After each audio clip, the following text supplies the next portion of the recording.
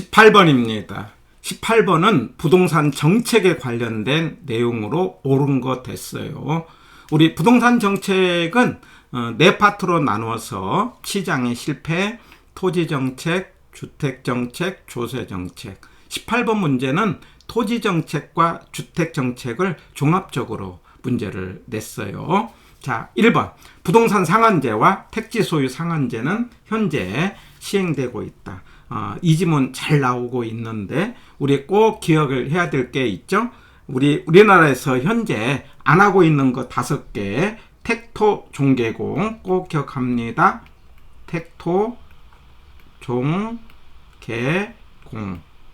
택지 소유 상한제, 토지 초과 이득세, 종합토지세, 개발권 양도, 공한지세, 택토 종개공, 택지 소유 상한제, 토지 초과 이득세, 종합토지세, 개발권 양도, 공한지세는 현재 안 하고 있다. 그러니까 1번에서 부동산 상한제는 하고 있죠. 택지 소유 상한제를 안 하고 있기 때문에 1번은 틀린 것. 2번 토지 비축제도, 토지은행과 부동산 가격 공시제도는 정부가 간접적으로 부동산 시장에 개입하는 수단이다. 자, 정부의 개입 방법이 직간교 있죠? 직접, 간접, 그 다음에 규제가 있는데 직접 그러면 정부가 적극적으로 부동산에 대해서 공급자 역할을 하는 것인데 제가 주로 말하자면은 SH 서울주택도시공사, 그 다음에 LH 한국토지주택공사, 그래서 LH라든가 SH 등을 통해서 하는 것들이 직접 개입이라고 한다면은 간접 그러면 금보세행, 금융지원, 보조금, 세금, 행정지원. 물론 금융지원도 있고 금융규제도 있는데 여기서 금융을 지원하고 규제한다. 이거는 정부가 하는 거죠. 그때 그 정부에 해당되는 것은 금융감독원이 아니고 금융위원회가 여기에 해당이 되는 겁니다. 그래서 금융감독원은 정부 기관이 아니고 민간기구고 정부는 금융위원회, 여기서 규제, LTV라든가 DSR 이런 것들은 금융위원회에서 하고 있다는 것도 기억하고 이런 것들은 간접이다. 그래서 여기 부동산 가격 공시제도 이건 간접이고 토지 비축은 뭐가 됩니까? 직접이 되는 거죠. 그래서 토지은행은요 LH가 하는 겁니다. LH가 미개발 땅을 미리 사가지고 보유하고 있다가 나중에 매각한다든가 임대하는 거기 때문에 이것도 LH가 하는 거고 직접이다. 2번 X. 3번 법령상 개발 부담금제가 재건축 부담금제보다 먼저 도입되었다. 자, 개발을 하니까 개발 이익이 생기지 않습니까? 그러면 개발 개시 시점과 개발 종료 시점에서 그 차이가 개발 이익인데 여기서 개발 비용, 개발하는 데 따르는 비용, 그리고 중요한 그 사이에서 정상지가 상승분, 물가 상승분이 아니에요. 정상지가 상승분을 뺀 부분에 대해서 개발 부담률을 곱해갖고 부담금을 부과를 해요. 그런데 이 개발 부담금은 땅에 관한 것이고요. 재건축은 아파트에 관한 것인데 우리가 재건축 부담금은 제초한이다 해가지고 재건축 초과이익 환수법에 근거를 두고 있어요. 그래서 우리 보면 땅이 먼저 생겼고 아파트가 나중에 생겼으니까 3번은 맞는 거고요. 개발 부담금제는요 1990년대 그리고 그 다음에 제초한법, 재건축 초과이익 환수법은요 2007년에 도입이 되니까 말하자면 3번이 먼저 있다. 맞는 것. 그 다음에 4번 PIR입니다. 가격과 소득과의 관계를 나타내면서 이 값이 작을수록, 클수록 아니고 작을수록 구매가 쉽다는 거다. 이거 X. 그래서 우리 아파트 가격 많이 올라가면은 서울에 있는 봉급자들이 몇 년을 벌어야 되느냐, 연봉의 몇 배냐를 따지는 개념이 PIR입니다. 아파트 가격과 소득과의 비율인데 이게 숫자가 크다는 것은 연봉보다는 상대적으로 아파트 가격이 많이 올라가는 거니까 구매가 어렵겠죠. 예, 그게 작아야 된다. 이렇게 기억하고 4번은 X. 그 다음에 5번 부동산 실명제 근거 법률은 부동산 등기법이 아니고요. 실명제는요. 부동산 실권리자 명의 등기에 관한 법률이에요. 다시요. 부동산 실명제 근거 법률이 뭐라고요? 부동산 실권리자 명의 등기에 관한 법률인데 이거 우리 앞에 우리 기본 강좌에 제가 26강에다가 정리를 했어요. 그래서 실권리자 명의 등기에 관한 법률이다 해갖고 5번도 틀렸고, 그러면 18번의 정답은 3번이 되고요. 우리 앞에서 나왔던 내용인데 한번 정리를 해본다면 토지은행은요 공공토지 비축에 관한 법률. 다시 토지은행의 근거법이 뭐라고요? 공공토지 비축에 관한 법률. 우리 분양가 상한제 하고 있죠? 분양가 상한제는 뭘까요? 주택법입니다. 분양가 상한제는 주택법. 예. 그 다음에 검인계약서 같은 것은요 부동산 등기 특별조치법. 검인계약서 그러면 부동산 등기 특별조치법. 예. 그 다음에 토지거래 허가는요 부동산 거래 신고에 관한 법률. 토지거래 허가는 부동산 거래 신고에 관한 법률. 이런 것 정리하고 앞에 26강에서 한번 정리를 해놨기 때문에 앞에 기본 강좌를 보시면서 같이 연결해 보시면은 쉽게 정리가 되겠어요. 18번의 정답은 3번이네요.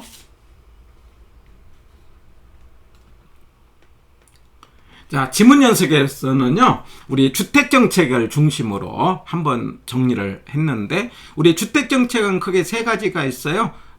임대료 규제 또는 분양가 상한제, 두 번째는 공공임대, 세 번째는 보조금 정책. 이 세 개를 가지고 출제가 되고 있어요. 자, 1번. 정부가 규제하는 상한이 균형보다 높아야 영향을 준다. 그러면 틀리죠. 낮아야 영향을 주고, 만약에 높으면은 아무런 효과가 없다. 이렇게 되어 있죠. 1번 X. 2번 임대료 규제는요. 규제라는 것은 가격이 올라가는 걸 막는 거잖아요. 그러니 질이 떨어지죠. 그 다음에 물량이 적어지니까 기존 세입자의 주거 이동을 어렵게 하고 있죠. 촉진시킨다. 그러면 X. 그래서 규제 또는 상한제 그러면 이렇게 화살표가 밑으로 가는 거 아닙니까? 가격도 떨어지고 질도 떨어지고 그 다음에 공급도 떨어지고 이렇게 낮게 하고 이렇게 기억합니다. 3번 주택법령상 사업주체가 일반인에게 공급하는 공동주택 중 도시형 생활주택은요 상한제 적용을 받지 않습니다. 도시형 생활주택 상한제 적용 받지 않는다는 거 체크하시고요. 그 다음에 4번 임대료 규제는 단기적으로 공급량이 늘어나지 않기 때문에 규제 효과가 충분히 발휘되지 못한다. 자, 이 지문 조금 체크를 합니다. 부동산의 정책은요 단기에는 무조건 효과가 있어요. 왜냐하면은 정책이라는 건 정부가 강제로 하는 거거든요. 그러니 단기는 무조건 효과가 있다. 그러나 장기적으로는 문제점이 생기는 거죠. 그렇기 때문에 발휘되지 못한다가 아니고 발휘된다. 예, 꼭 기억합니다. 그 다음에 5번 임대주택 공급자에게 보조금을 지급하는 방식은 임차인에게 보조금을 지급하는 방식보다 주거지 선택의 자유를 보장한다. 이거 틀렸죠. 우리가 집을 선택할 때는 세입자가 임차인이 선택을 하는 거니까 선택하는 사람한테 보조금을 주는 것이 선택의 자유가 보장되겠죠. 예, 그래서 5번은 X.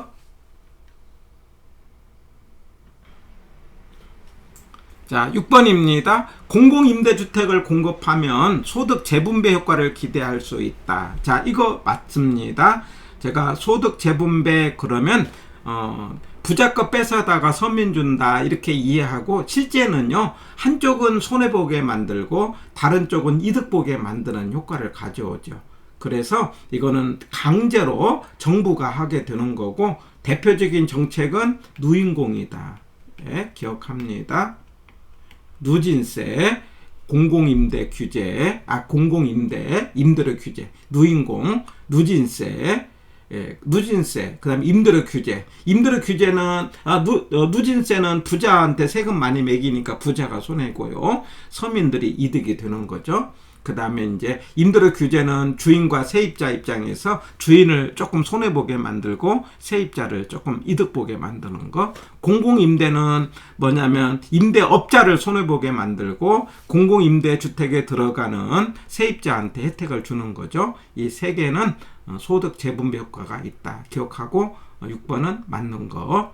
그 다음에 7번 정부가 공공임대주택을 공급하면 시장 전체 공급량은 증가했는데, 자, 이 지문 꼭 중요하고요. 제가 이 지문 이렇게 기억을 했어요. 전체의 임대주택은 이렇게 네모로 한다면은 이 네모를 가지고, 자, 이 부분은 공적으로 보고 나머지는 사적으로 보고, 공적이라는 건 임대주택에 들어가서 사는 사람, 사적은 전세 월세를 사는 사람인데, 정부가 임대주택을 공급한다는 것은 공적이 이만큼 늘어나지요. 그러나 사적이 줄면서 전체는 불변이 되는 거죠. 해서 이 그림으로 기억하고 7번은 X인데, 우리 7번과 관련시켜서 한번 복습 차원에서 본다면 공공임대는 전체 불변, 사적 감소. 그 다음에 임대료 규제는요, 감소죠. 규제니까. 그 다음에 보조금은 증가죠. 저가 증가, 전체 증가. 다시요. 공공임대는요, 전체 불변, 사적 감소. 그 다음에 임대료 규제는요, 전체 감소. 보조금은요, 저가 증가, 전체 증가. 이게 복잡하면은요, 보조금은 무조건 증가, 그 다음에 규제는 감소, 공공임대는 불변. 이 세 개는 꼭 기억합니다. 대단히 중요하고 7번은 X. 8번 공공지원 민간임대주택. 자, 여기서 민간이라는 말이 들어가면은요, 공공임대주택이 아니에요. 공공임대주택은요, 여기 민간이라는 말이 안 들어갑니다. 우리 행복주택, 그 다음에 우리 국민임대 이런 것들이 있지 않습니까? 나중에 문제를 통해서 더 한번 해본 통합임대 이런 거 있지 않습니까? 영구임대 이런 거 있지 않습니까? 할 때에 8번은 민간이 들어가면 민간임대주택 특별법이고요. 그래서 공공지원 민간임대, 민간건설임대, 민간매입임대 이 세 가지가 있어요. 이런 것들은 민간임대주택 특별법이다. X입니다. 민간이 들어가면 공공임대가 아니라는 것. 그 다음에 9번 상한제 적용주택의 분양가격은 택지비와 건축비 기억하시고요. 이거 맞는 겁니다. 그리고 건축비는요, 뭐냐면은 우리 직접공사비, 간접공사, 표준적 건설비에다가 부대 비용이 들어가요. 건축비는요, 표준적 건설비에다가 부대 비용.